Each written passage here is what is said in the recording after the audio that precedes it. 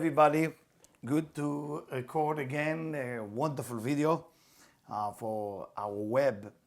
And this video will start talking about leadership.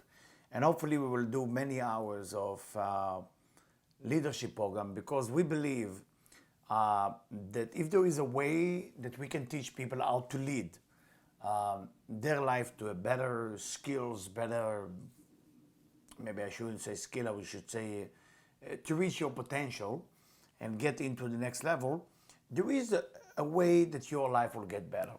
And the question is, how do we do that? And one of the things that we gotta get into it is, first is your passion. How much passion you have when you do what you do.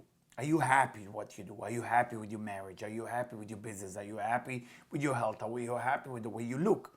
Now, I hope that you say, I'm not happy enough in all those areas, because that might drive you to get better. Now, we cannot be happy forever with the same thing. If we're living on the same result every day and we are satisfied from that, something is off. That means we are dying. We're going backward. We're not going forward. And the idea, when a person want to be a leader, you got to push forward. You got to see what is that I can do better right now, way better than yesterday, way better than last week, way better than last month. But it's got to be a passion in it. One of my, maybe 17 years ago, I was chose to help NFL football team. And one of the advice that we gave the team is that the other team has more passion to win the game. And I have to be honest with you, the game was, they were losing till the fourth quarter, those of you who know American football. And in the last 2 minutes, I woke up, it was an awakening of desire, of passion. And then the whole game changed. We're seeing it in sport, we're seeing it with love life, we're seeing it with health. You gotta have passion. There is no such a thing of, I'm not capable, I don't have the power, and there is no time. You gotta get rid of the I don't have time thing. Or have 1,000 emails. People that not making it always use the words, I have too many emails. So what if you have email? So what if you have text message to answer? You gotta move forward. Sometimes in life you gotta be super organized, and sometimes in life you have to be super passionate. Not all the time the super organized and the passion go together. Sorry. So all those people are thinking according to the 1, 2, 3, 4, the different, the people who go 165, 248. You need to understand that when you develop passion, the rules change. It's like, I'm going to teach a lion how to eat zebra in a zoo and how to eat zebra in a jungle. I think it's a little bit different. The zebra will kick the face of the lion non-stop to survive, and the lion will do everything in their power to bring that meat to his family. So I'm asking you now a question, as a leader to leader. Do you have it in you? Do you have it in you to be a leader? Do you have that passion? Because without that passion, then close that video right now, go home, eat your bubble gum, eat your, I don't know, potato chips, and just work for somebody. But if you want to be a leader, if you have it in you, and you really want to push forward, focus on your passion. Focus on your passion. Don't focus on the be super organized things. The super organized things can be in your head with setting a goal. Now, where do we start? The first step, after you have the passion is the start. You know, when you start a car, you have a starter, that's a passion. Remember the old car, those of you who are old enough, you remember sometimes when the car don't start, the starter die, the noise is like, that's what you hear. Everything else is working beside the starter. Everything else is working beside the passion. So what I'm giving you now, the rules that I'm going to share with you now, are going to work only with people who has absolutely passion with everything that they want to achieve. So let's start. So first thing in a leadership skills is raise your expectation from yourself. The first thing for everything is raise your expectation from who? From yourself.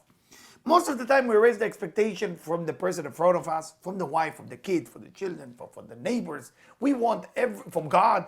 Everybody wants things outside of me to function better. Normal, excitement. No, but if you not raise your expectation from yourself, you're not going to get there. You're not going to get to the place where you want. Why? Because a lot of time, you are doing well. You are really doing well. I mean, I met chef today. Excellent chef, but he want to be at least in the leader 10 chef in the world. He's not. Nobody even know about him. Great cook, great chef, great manager, great everything. But nobody know about them. So what is missing? He has passion. What is missing? Is missing is he need to raise the expectation from himself. Meaning what? So let's go to that. You start for what we call self-discipline exercise. You're going to be, remember, this has come after passion. I'm going to repeat it today 1,000 times. If you don't have first the passion, what I'm telling you worth nothing. First you have to have the passion. After you have the passion, then we're getting into organization. This is organization. How are you going to get organized after you have the passion? If you have the organized first and then the passion, I'm so sorry. Even if you're going to be successful, you're going to be still miserable. So I'm talking about first you have the passion, show excitement, your heart is open, you really want to go for it, then we're getting organized. Self-discipline. Self-discipline work with everything we're addicted to. It can be food, sex, TV, computer, Facebook. Self-discipline means that you start running a schedule that based on your passion. So you have your passion, you have your goal. You want to be the NFL team of the year. You want to be the player of the year. You want to be the chef among those giant chefs in the world that everybody talk about you. You want to be famous. You want to be rich. Whatever passion that you have first to work on your self-discipline. Start with simple things. It can be food. It can be sex. It can be just not talking bad about people. It can be not cheating. It can be not speaking great about yourself when it's not the truth. Whatever it is, we have to raise the level of expectation from ourselves. And looking into my personality, if there is a bad habit, some people have a bad habit, like smoking, like eating in an unbalanced way, or not eating in an unbalanced way. Those kind of things has to change before I'm heading for my passion. Why is it? Need to explain it. Why?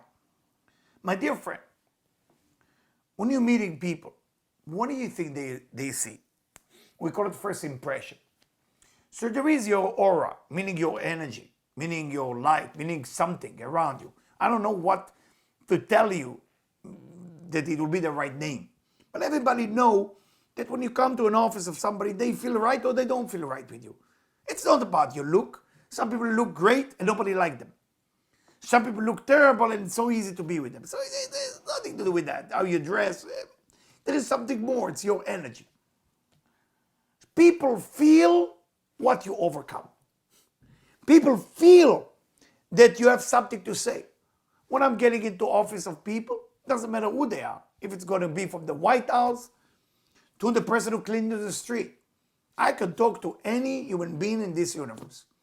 I went through a lot of garbage in my life, a lot of abuse, a lot of negativity. I overcome 1,000 things in my life.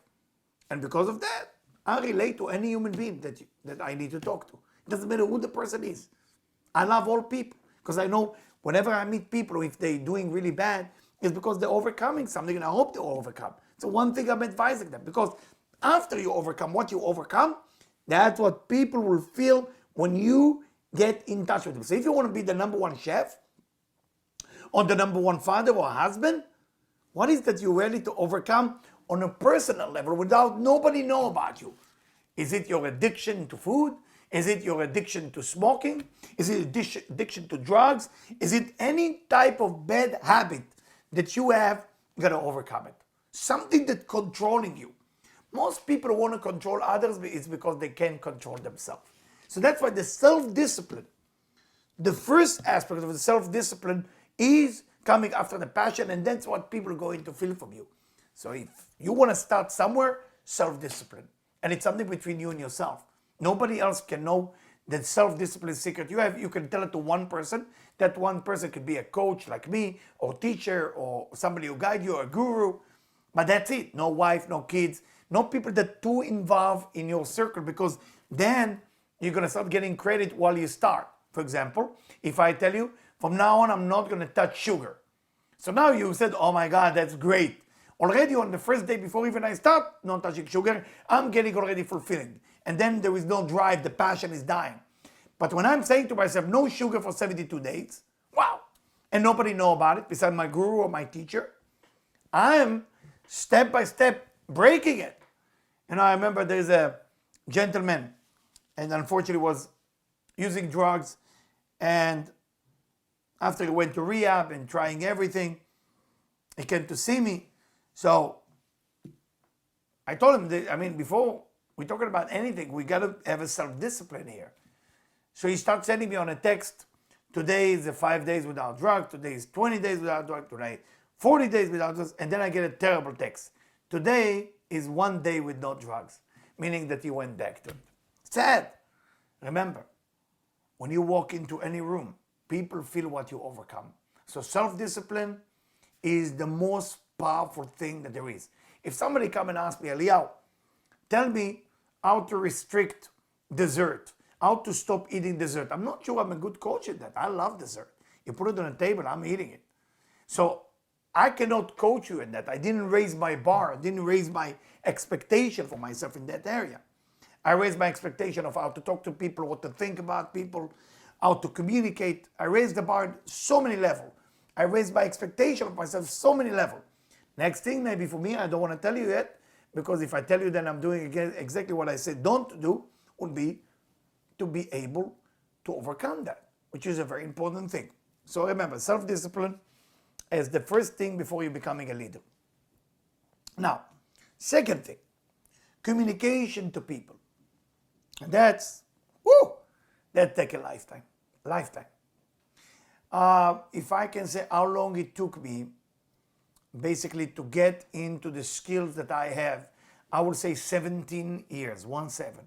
Some people can do it in 6 months, some people in 1 year. I usually tell people, if you want to work on your communication with people, the minimum time is 3 years to make it perfect. 3 years, you need 3 years. And it's a practice, and it's getting every day better and better. I'll tell you something happened not too long ago. So I was going to a house of someone that, unfortunately, he lost his mom. So I want to be with him, and he just called me and said to me, hey, listen, Eliyahu, I'm not going to be there right now. So I happened to be with my wife in the car, and we're talking about this lecture, and we're sitting in a restaurant waiting for the gentleman to arrive. We were hungry, so food is always my bad habit things. So you see a restaurant, you got to make sure somebody's sitting there. So I'm sitting with my wife there, and she told me, wow, this is a good point about communication with people. So I say, yeah. He said, I'm challenging you, she's telling me. He say, next to you, there is those type of people that they look very big and strong, and the first language was not English. I didn't recognize, wasn't Spanish, wasn't Italian. And she say, well, I'm challenging you to start a conversation with them and start talking about yourself. I said, are you kidding me? She said, yeah, do it. Do it. If you can do that, you can sell it, right? You can sell that product to people only if you can overcome it. I say, cool, love it. So I'm turning to them. They look at it strange because it's kind of a fancy restaurant. So I'm turning. So how you doing, guys? I want to talk to you about losing weight, how to let go of a cheesecake here. And they start laughing. We have a great conversation, exchange cards. And my wife looked at me after 5 minutes. How did you do that? I said, honey, I didn't do it smooth 17 years ago, but I'm doing it smooth now. And the idea is, if you're too shy, like I was, you have to approach people all the time. If you're too shy, if you're too aggressive, okay, be kinder with your words, okay? Right now, I'm considered aggressive because I change, I transform.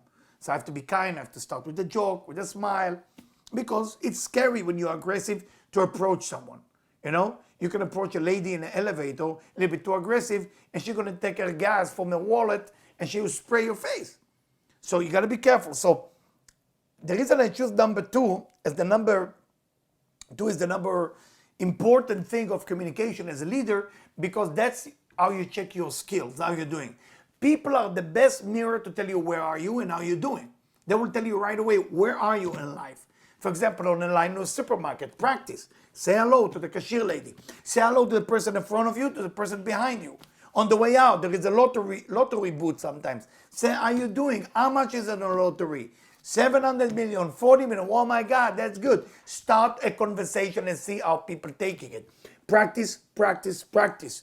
Without that, forget leadership. If you cannot talk to people all the time, every human being on this planet, you have to find a conversation with.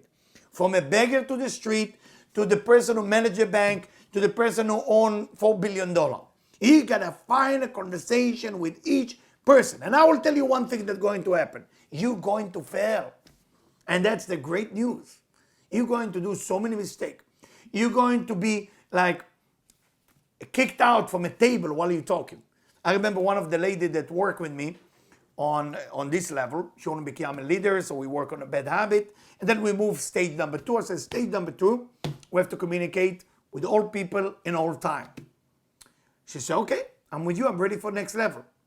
So usually, if people want to work with you on leadership, we do it in my office here, or I'm taking with them a walk in a street which are packed with people like Fifth Avenue, Madison in New York, or if we're talking about Los Angeles, Rodeo Drive, Cannon Drive, you know, wherever it is, or Chicago, so Avenue, Michigan Avenue. So we're talking Miami, we're talking about area where there is always people there.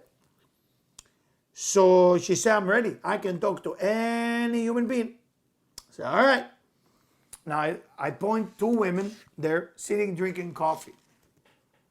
I said, those 2 women, I want you to go to them and I want you to challenge yourself and tell them that you were thinking about shaping your body through maybe a plastic surgery, maybe through a doctor, and ask them for everything, the price, the thing, and be friendly with them. And in the end, give them your business card and make sure you keep in touch with them. She looked at me and said, Eliyahu, you're nuts. I said, I am nuts. That's why I'm a leader. A leader who's not nuts is not a leader. But I will tell you, I will build you as a leader, that you can talk to anybody all the time, whenever you want. There's nothing that can stop you. And she started laughing and crying at the same time. And I said, take your time. It doesn't have to be today. We can do it next week. We can do it in 2 months. It doesn't matter. But once you break through that, I told her, we're going to do more of those exercises all day long. She said, okay, I'm doing it. She went there. I'm outside looking at her, look at her body language, because I have to look at the body language and the thumb. You see, as a leader, one of the things that I look, how is the thumb going? If your thumb starts hiding, that means you are a little bit afraid. I need the thumb to be a little bit outside of the hand, not too much like this or like this. That's when I'm nervous, I'm afraid. Or like this. You gotta be open when you talk. Don't scare the people. Smile, tell a joke, tell a story. She went there. Those 2 ladies were about 48 years old, and they were coming from Eastern Europe. They talk about all the plastic surgery in the industry and whatever is going on. They knew everything. Unbelievable. And she was so shocked that she could ever talk with them. In the end, she told them what she was doing. And what she's doing, she's basically an educator in a rehab center. Wonderful lady, one of my dear, dear friend. And she was able to give them her card. They gave her their card. They exchanged things. They told about few people that might need her help. It was so beautiful to watch. She come out, her body was shaking, her hand was cold. And I said, how are you feeling? I said, I'm feeling great and I'm feeling terrible. I said, why are you feeling terrible? He said, because I was so nervous that they will tell me, who you think you are to talk to us? I say, where is this voice come from? that tell you that who you think you are. You are. This is your place. You are a human being. You were created in the image of God. This universe was given to you, leader. So go there and talk to all people. Because people like when people come and ask them questions and talk to them. Don't think in your end people don't like when people talk to them. Talk. Open a conversation. And remember, once you get better in it, then you become aggressive, like me. So when you become aggressive, you have to talk soft, like this. You have to tell a joke. You have to tell a story. Once you are shy, like the lady that I mentioned, then you go a little bit strong. But once you are aggressive, you're going to go back. You can use your eyes, few words when you're aggressive. So this is rules number 2. After rules number 1 is self-discipline or self-expectation from yourself. And remember, first thing is always passion. Very, very good. Now, we're going to number 3. Number 3, some people will not relate to it, but I need you to relate to it, so I'm going to do a hard job to explain it. What I call it, it's called spiritually meditate. Do more meditation, more pray, more mantra, more sitting alone quietly, more often than you usually do. So let's understand it. What is a pray? What is a meditation? What is sitting alone thing? When you're sitting alone, when you pray, you can say it's to God, or you can say it's to the angel, or you can say it's a time for yourself. And that's time for yourself. It's a very important time. There is nothing more powerful than to enjoy to be with yourself, without telephone, without TV, without computer, without your dogs or cat or fishing or cigar or cigarette, without your watch, without of all the without that I can think of, without a drink or a smoke, is only you, net you, just you. I always just connect to a leader. If you don't enjoy being with yourself alone, why would you expect people to enjoy being with you? Meditation or relaxation or just sitting and close your eyes. I don't care what you do. You got to find this 5 minutes alone every day, alone, without nothing around you. I try to spend at least 2 hours a day, and I divide it like in the morning, 45 to 50 minutes, okay? Then there's half an hour and another half an hour. But if you don't have the time, it will be minimum 5 minutes a day, minimum 5 minutes a day. That's the least you can do, to be alone, sit with yourself, and meditate and pray. What do you pray? What do you meditate on? Very good question. The prayer and the meditation is basically, I'm not going to go through all the meditation course that I'm giving or the prayer course I'm giving, but the basic is to go inside and step by step to love yourself. Step by step, believe in yourself. Step by step, see yourself where you want to be. Meditation and pray take you above time. Take you to places that the physical body cannot go to. So your mind can travel to a meeting, your mind can travel into a place, your mind can go to so many places, which is going to be just unbelievable. And that's really what it's all about. And when a person starts thinking like this, when a person starts praying like this, meditate like that, why is that a leader? Because then you can advise other people based on your self-experience. And that's why I find it like so fascinating, so beautiful to have some time for yourself. You know, not too long ago, I've been in Israel. I took a group of people with me, about 40 people. And then when everybody left, I stayed.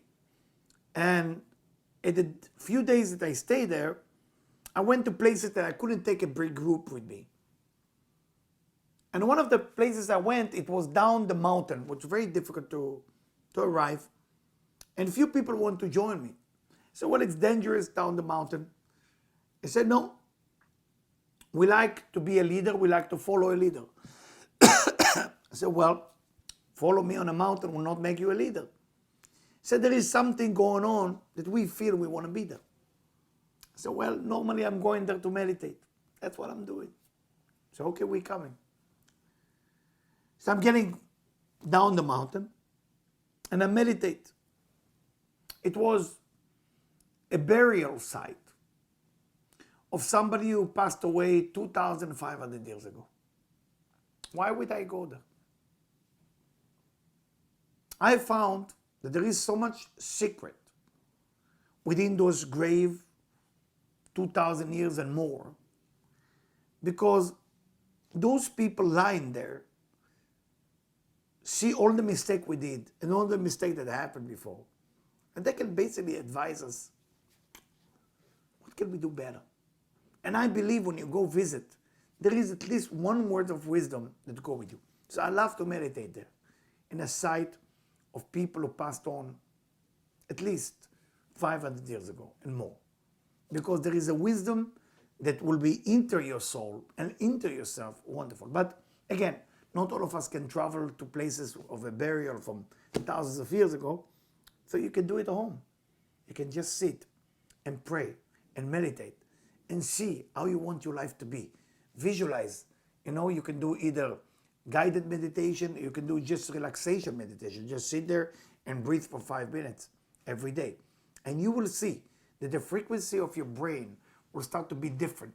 Because there is pressure from work, there is pressure from relationship, there is pressure from life, there is pressure from achieving better. All those things are eventually getting us into a place that it's tough to go ahead and make it.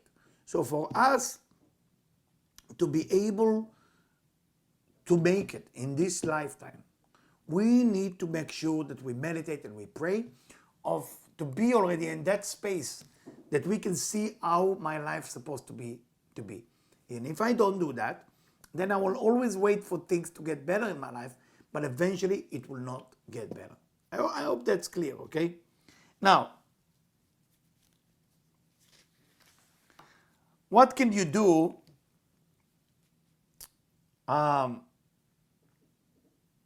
as exercise? What is that you need to do?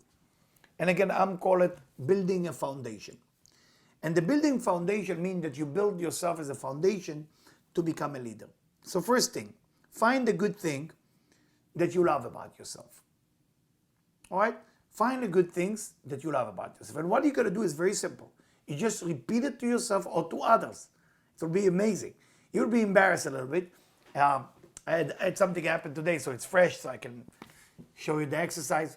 So there is a guy who chased me in the place where I pray and meditate, and he keeps chasing me. I don't know if you ever met people who ask you a question, but they don't really listen to the answer.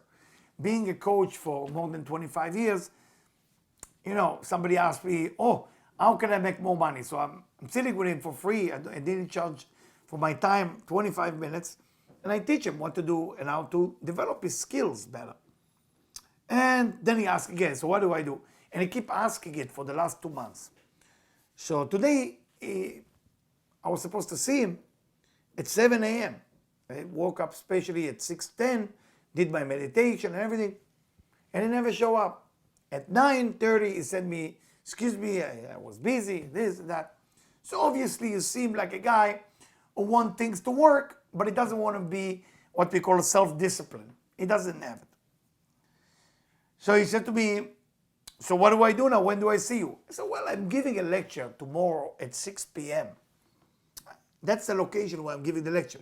He said, well, the lecture will be about how to make my business better and how to make money. I said, no. The lecture will be actually a spiritual lecture. It will be about praying, meditation, God, angel. So he said, why should I come then? I'm here for the money. I said, and that's what I answered. Listen carefully. It's very powerful. I said, well, just by being next to me, you're going to make more money. I never heard from him again. Now, why am I sharing this with you?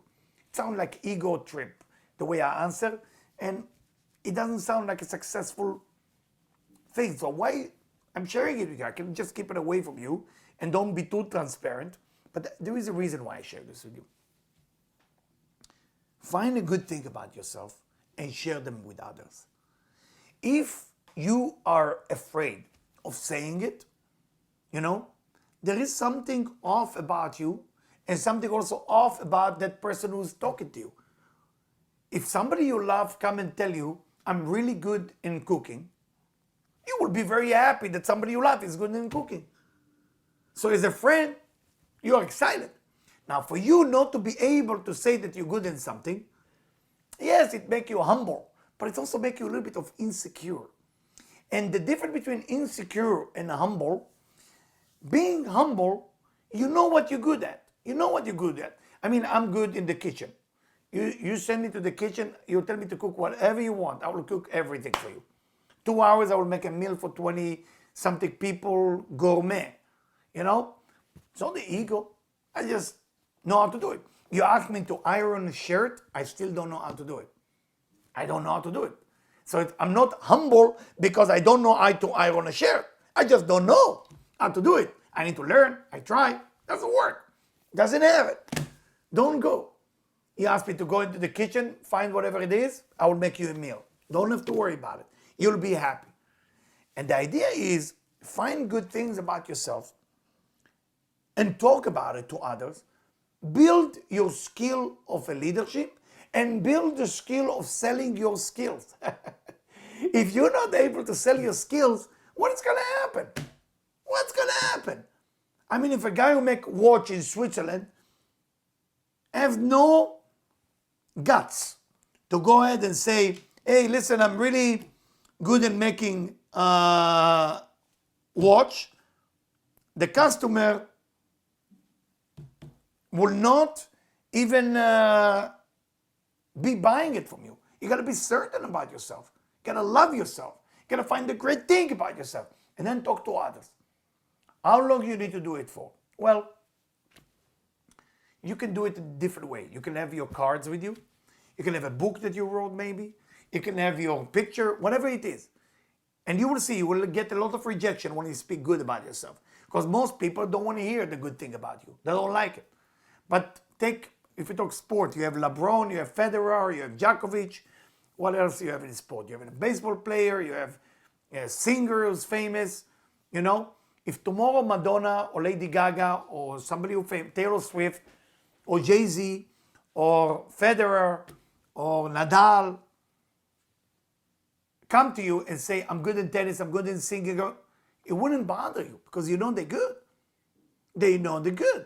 So you need to learn to talk about yourself. Of course, you need to be humble to wait until other people say to you. But if somebody asks you, are you good in making watches? Of course I am. Are you good in the kitchen, Eliyahu? Of course I am. Are you good in coaching people? I'm the best. Are you good in leading people? I'm the best. And talk about it. Don't hold it back. So find good things about yourself and then transfer it to other people. That's how you build your foundation, first thing. Second thing to build your foundation, what would you do different today that tomorrow will look better? You got to find something that you do today as a plan for tomorrow. So, for example, right now, here in California, I'm taking this video, it's almost 4 p.m. Friday. So tomorrow is Saturday. So before I was with you on a video, I was talking to a wonderful, wonderful person that I want to invite him for dinner tonight. Because tomorrow there is a very important thing that I'm supposed to do. So I'm building something today that tomorrow will be a better day. It doesn't matter what it is, my dear friend. It doesn't matter what it is. You can run. You can do something that make you happy now, so tomorrow will be a better. You can go ahead and plan a meeting for tomorrow. But you have to work on exercising, planning for the future. If you're not exercising for the future, if you're not planning on exercising for the future, then the today passing by without even it's there. So I don't want to talk too much about it. It's a very simple thing. Have a calendar. Usually it's better to have a monthly calendar, which means that you can see the whole months. And very simple technology that I studied 21 years ago, whatever urgent, you can write it in red, and whenever it's not urgent, write it in green.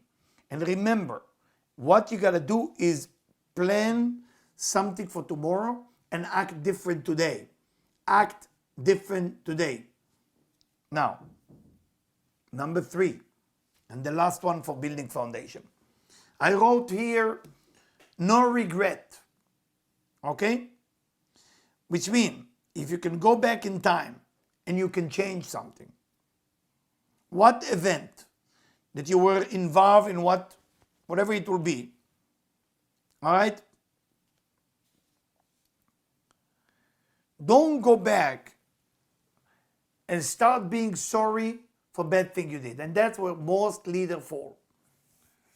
Many leaders are very much busy with guilt. They feel bad. Now, don't understand me wrong. You gotta apologize. You gotta say, I'm sorry. You gotta say, I didn't mean it. All of it, it's great. But if you're too busy with the past, you're too busy with things that are not working, what end up happening, my dear friend, my dear friend, you can move forward to the future and the present. What is guilt exactly? Guilt is an excuse for things that are not working in your life, and now you have an excuse for it. So you have a guilt. I feel guilty that I hurt you. Would you ask, I'm sorry? No, I'm not going to say I'm sorry. I just feel guilty. That's good enough. Not good. If a husband upset his wife, wife upset the husband, say, I'm sorry. Just finish it. Kill it. Kill it already. Why are you feeling guilty? Why you have regret for what happened? If you step on somebody's foot, it happened already. You can't change the past. It happened. As there's what's the name of that movie? With Hakuna Matata, Madagascar. When those, no, actually it was Lion King. In Lion King, when they say Hakuna Matata, whatever happened, happened. Don't worry about the past. Worry about the future. You only worry about the past if whatever you do in the past keep repeating itself to the future. Meaning, if people living in a committed relationship and the person is cheating his wife or wife cheating her husband, and then they get divorced, and then the second marriage they do it again, then you have to look back. You have to look back not to regret for what happened. You have to look back so you can change the future. But it's all about the future. Stop looking back just for no reason. You can become a leader when you look back. If you remember the story with Abraham and Lot, his nephew, it's in the Bible, great story. And it says that Lot's wife looked back and she became a pillar of salt. It doesn't mean pillar of salt. It means something much greater than that. It means that basically when you look back, you are no longer part of what's happening to you, because all what you have is the present and the future. You have the now, what is happening right now, what are you doing now? And invest it into the future. Past is a good lesson, but we not regret. What can you do about it? What can you do? Well, I want to erase everything I did in the past. Why do you want to erase it? Whatever you did in the past brought you here. I met a gentleman, a wonderful gentleman. And I'm basically, my job, I'm living a dream, because I meet people and I love people and I love to help people. So I'm actually living a dream. So I met a person that went to, when I work in rehab in Florida, he went to rehab 4 times. He was addicted to heroin. And heroin, those of you who know, it's a terrible drug to kill you and very hard to overcome it. What he did, instead of worrying about what he did in the past and how many people he hurt, he will start taking care of his future. When he started taking care of his future, his life started to change. When his life started to change, he opened his own rehab. He started helping people. Then he opened the second one, the third one, the fourth one. My dear friend, we are talking about the person who has 10 rehabs with so many partners all over the United States. just because he didn't feel guilty about what he did in the past. If you feel guilty about what you did in the past, you can do one thing. Say, I'm sorry, forgive me. Give you another story. A lady came to me this Tuesday. I was giving a lecture in the valley in Tarzana, in Los Angeles. So in the end of the lecture, people come and ask me questions personally. So she came and she's crying. So what happened? She told me that her brother is sick with cancer and he's dying. And she tried everything in her power that he will forgive her, but he doesn't want to forgive her and he's dying and she doesn't know what to do. I said, well, if you did everything in your power and you actually forgive him, you got to let go of the past. Don't let people pull you back to the past. Whatever happened in the past, happened in the past. The question is the future look better. And that's why I say as number 2, if you remember, exercise number 2 to build your foundation. What would you do different today to make the future better? If you repeat the same thing again, that's when you don't do something new today. You're actually going back to the past and you're repeating the past. You are addicted to the past. For example, most of us looking for validation from people. We all want to be accepted to the group, to the people, to the club. Everybody want to be accepted. Women want to be accepted by their look, and men want to be accepted by their performance. 2 different types of accepting that exist in our universe. So when you as a man want to be accepted for your foundation of ability to achieve things in life, what we call performance, and a woman for the ability to look gorgeous and beautiful, which is very normal, that taking you, my dear friend, to a place where you might feel guilty. But remember, your past brought you to the future, which is going to be great. The question, can you write a list today of all the bad things that you did in the past and make sure that every bad thing you did in the past lead you into a place which things get better for you in the future. And I'm here to share with you something, 2 stories. One story that my father used to tell about me. I grew up in a very poor neighborhood. I never felt poor, but it was a poor neighborhood. And my father told me that story. And the story that he shared with me, that when we were young and we didn't have what a normal person have, we had to buy, if we buy anything that you buy, whatever it is, ice cream, we buy it for all of us. So I'm a boy at that time where I have 2 sisters, then I had another sister, so I'm a boy with 3 sisters.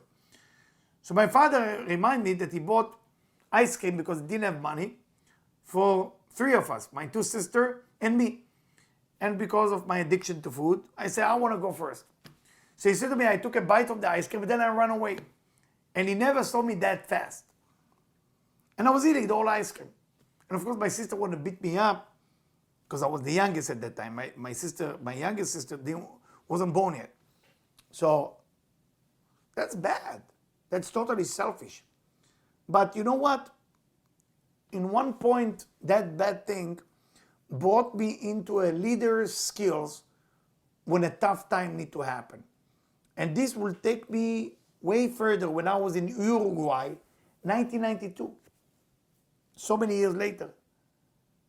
And I had to take a group of people that I coach how to think spiritually and how to think business-wise, and I had to coach them. So all of a sudden, the skills that I had by taking the ice cream and be a chutzpah, like have audacity, how I talk to people and what I do, all of a sudden that guts get me going to take care of the group that I was supposed to take care of them. So I was using the same skill that was bad into something that is good to help people. Second story, and the last one. My father said another story, may he rest in peace. My father is no longer in my life. My father reminded me that my mother used to, every Rosh Hashanah, which is the Jewish holiday, what they call the Jewish New Year, my mother used to make a jam from quince. It's a unique fruit, very hard to work with. So And when everybody take 2 pieces of the queens, I want 5. So my mom said, no, I give you 2 and we see later. I said, no, I want 5. And I'm crying and I get upset. Again, I'm the youngest. So my father heard the crying, yelling. So I said to my mom, can I take care of him? And I was scared. My father's a strong man, a builder. And my mom get out of the kitchen, of the dining room. We didn't have dining room. It was kitchen and dining room was the same room. And my father sit with me. I was very much afraid. And he get the old jar. The jar was very big. And he gave me the old jar and say, it's all yours. So wow, my desire been manifest. He said, but I will tell you one thing. You're not getting off this chair until you finish eating the old jar. I was happy for 2 minutes because I started eating 2, 3, 4. You can't eat a lot. And I started to realize I can never finish that jar. It's way too big.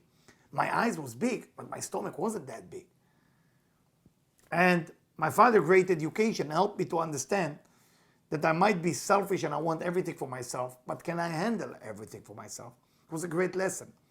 But I'm not ashamed of my desire, of selfish desire I had. I'm very proud of that desire because I learned from that point to ask for things and not to be afraid to ask. To ask for things, to ask for money, to ask for help, to ask for advice. I can sit with any human being and listen to their advice about life. Because everybody can teach us. It doesn't matter who you are. You can teach me a lesson. So whenever somebody teach me, I'm so empty and I'm ready to listen. And that's what we can get from that lesson. So let me go back to your foundation. Don't ever regret for the past. Because the past gets you to where you are today. You know, Frank Sinatra say, regret, I had a few. You know that song. Regret, I had a few. I think the song called My Way. You can have regret, few, but if you stay there, I'm telling you, too long, more than 11 minutes, you're done. Look at the past, change it, and move to the future. We will continue with that. I gotta go now, but remember, if you start working on those skills, after you have passion, it's gonna take you to a much higher level. Thank you and have a great day.